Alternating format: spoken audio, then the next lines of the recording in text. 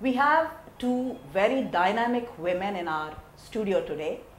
They are not only women of extremely high caliber, but extremely committed women.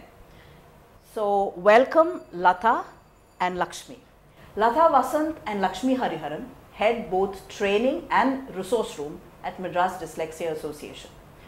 And they're going to talk about how closely MDA is going to work with the state government of Tamil Nadu about training teachers in government schools. Welcome. It's wonderful to have you. So explain, can you tell us something about what is it this program all about? Now the statistics keep telling us that there are about 10 to 15% of the school going children who have this dyslexia. So government now has taken this upon them and they want to definitely do something to help these children. So when government approached us, we were all out to help them to assist those children in the government schools, because that is generally the most ignored sector of children, school going children. So what MDA and the government, state government decided together was, with even we had Mr. Sengotian visiting our premises, Ananya Learning Center, wherein we had a discussion with him then. It's all started long time back, but it is materialized now, and God willing, by about 2-3 months ago, we started this government teacher training project for the primary teachers, for teachers who handle primary school going children. So when you say government teacher training project, this is across how many, is it across districts? Yes, across districts. We had the pilot project done in Chennai, and now we are going to spread it across districts. We have already completed a few of them, a few more are on cards. And how many, Lata, how many teachers will you be targeting? In each district at the moment we are targeting 50 teachers who might be teachers who are working in mainstream schools or who would be block resource teachers. Okay. So they are representing each district and they are getting empowered to help others in the districts so that it reaches to all the teachers there. So now we are trying to create sensitization among teachers in districts. We have completed for the entire Chennai district, where we have empowered 1088 teachers from all the schools across Chennai, where one teacher from each school, whether it is a Samachir, a CBSE school, all teachers have participated and they are aware about what dyslexia is. So then how are you structuring this? So first you're going to do awareness and then you're going to do training. How is this going to be? No, initially when we have started with a group of 50 teachers in each district where we conduct. And sorry, when you say 50 teachers, do you mean 50 government school teachers? Yes, 50 okay. Government school teachers where we conduct a training program for them. It starts with the awareness. We move on to the other areas of academics, and finally we complete with the referral checklist or an identification checklist which is being developed by MDA. Now this checklist is in depth discussed with the teachers, and the teachers are empowered to identify children with difficulties, running this checklist for them. So how does this checklist help? I mean, what will the teacher say? I am a government school teacher. I have this checklist with me. So what will I do with it? Okay. When you talk about children, when we talk about dyslexia, there are few categories to the difficulty. So we classify them under the mild, moderate, severe and the profound. The mild and moderate level of difficulty amongst children can be handled by the class teacher themselves if they undergo our training program. Excellent. So we are now empowering those teachers with strategies or methodologies with the identification checklist. Once they identify which category of difficulty the child falls under, then this teacher is now able to handle this child within the four walls of her own classroom. Now what will happen to children who fall in the severe or outside of mild category? Yes, now what happens is government didn't just stop with that. Okay. The mild and moderate difficulties, yes, we have this sensitization program, then the teacher training program for the teachers. Right. But for the severe children, what the government has decided is, as a pilot project, they have decided to establish a resource room in one of their model schools, Presidency School in Egmore campus. Okay. So there, we have now taken in 2 government teachers, and we have made them undergo the intensive training program, the 6 weeks training program with us. Right. Once completion of the 6 weeks training program, these 2 teachers are now undergoing their internship in one of our resource room schools. Okay. That's an 8-week long internship, Okay. where they get hands-on holding children with dyslexia, wherein they would be physically making their IEPs, their lesson plans, taking up how to handle these children on a hands-on basis, under the guidance of a special educator who is full-time placed in that specific school. Okay. Now, with this scenario, these teachers, once they complete their internship, they get back to Residency School Egmore, where the resource room is now going to be established. Once the teachers are trained, how do you think hand-holding will be done for them? How do you think we can ensure that whatever we want is being replicated everywhere? Yes, now these are children who have severe difficulties in the classroom. Right. Now they cannot handle mainstream subjects themselves. Right. So they would be pulled out of the classroom, of their classes during the leaner hours, Right. wherein a child with difficulties in reading will not do much in the library hour.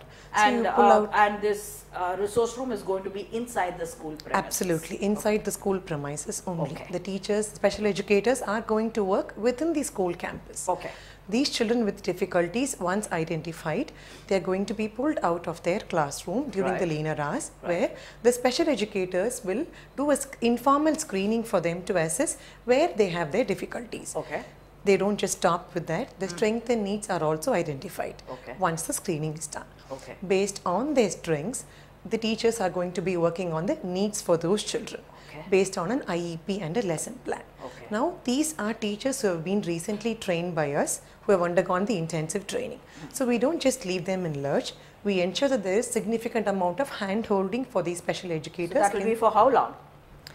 It is going to be a continuum. Okay. We don't stop that hand holding at any point of time. Right. So we are going to be sending a team of monitors to these resource room schools on a periodical basis. Okay. So that will be continuous visits back and forth for these special educators, wherein a demonstration by the monitors would be given when they have to handle children.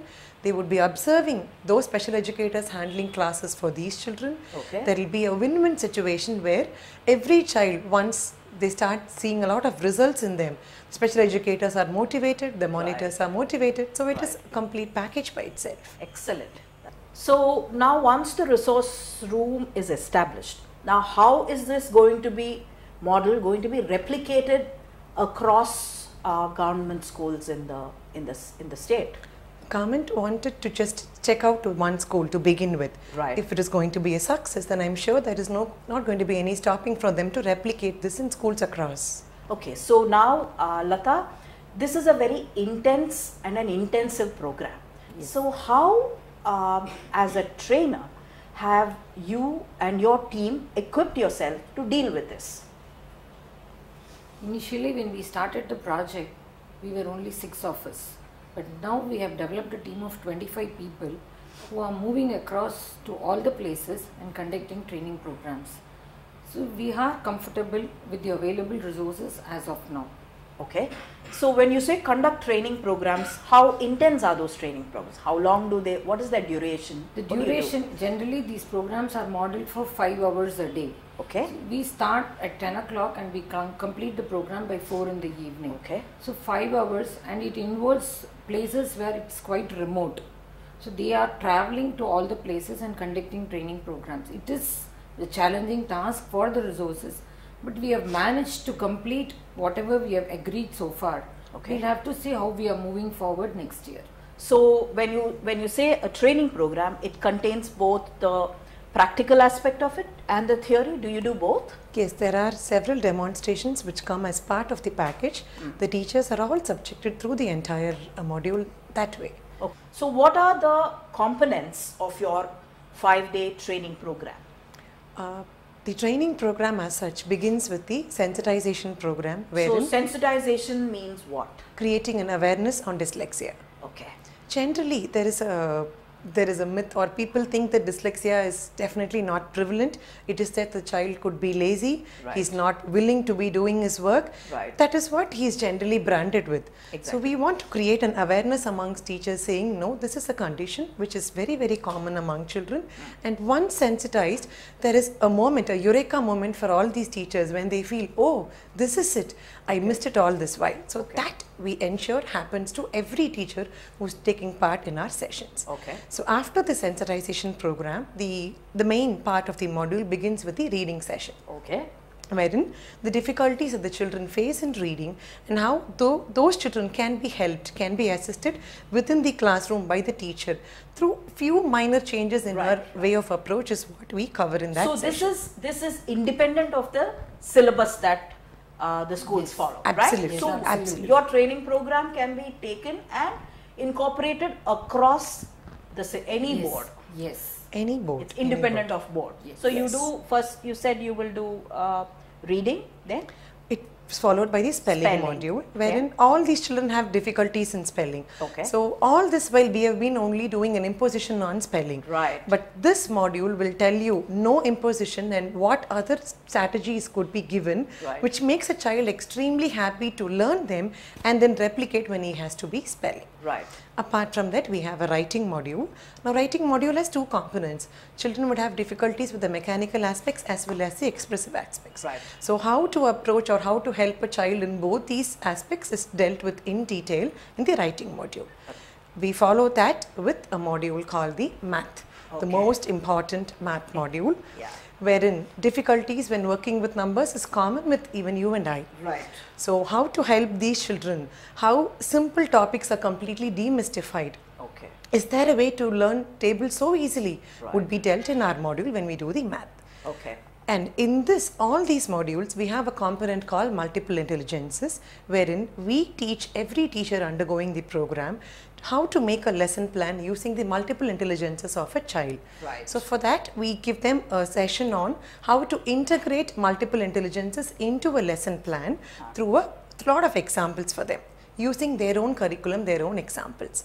The last day session concludes with an English language acquisition for the first half, wherein we help those teachers. Most of these children are from a background where there is hardly any exposure to English. So when they come here, the teachers, how they have to equip English to these children, and they can't be doing it on a separate tangential line. It has to be part of the academics. So how to incorporate both, how to pour in a lot of English with the academics is taught in a lot of playway method. And this session concludes with the identification checklist which Lata was mentioned. So that is pretty intense. So now once the training program, you conclude this training program, will there be any sort of hand-holding for the teachers to get used to these methodologies? We have provided a email account, a hotline number, which they can come back to us anytime. We have expressed our willingness to approach them wherever, whenever sought for. We are available 24/7 for them. Across government schools in the state, Tamil, the importance of Tamil, not only as a second language, but also as one of the mediums of instruction. Of course, English also is equally important now, but Tamil has equal weightage. Now, and dyslexia, as you know, irrespective of the language, it occurs. How are you and your team going to deal with this? So for this, MDA has come up with a module called Tamil Veli Pairchi, where to help the Tamil medium teachers get equipped to identify children with difficulties, we have a similar content like in English, a 5-day module which can be offered to the schools, where the Tamil medium teachers would get equipped and they will be given a checklist as in English which can be run to identify children with difficulties. The methodologies which are done in English are done in Tamil too, which helps the child to overcome the difficulties. So once this is done, how many children would you think MDA would be impacting? We have impacted about 1,088 teachers in Chennai alone. We have now started impacting with the other districts as well. I think if you're going to imagine that each teacher is just going to handle only 50 children, then the multiplication is yours. So are we looking at numbers something like 5 lakh? Easily. So it is a wonderful, wonderful thing that you have taken it up as a team. And I wish you all success, and I hope you would continue doing the sort of work you're doing. It's a pleasure to have you. Thank you.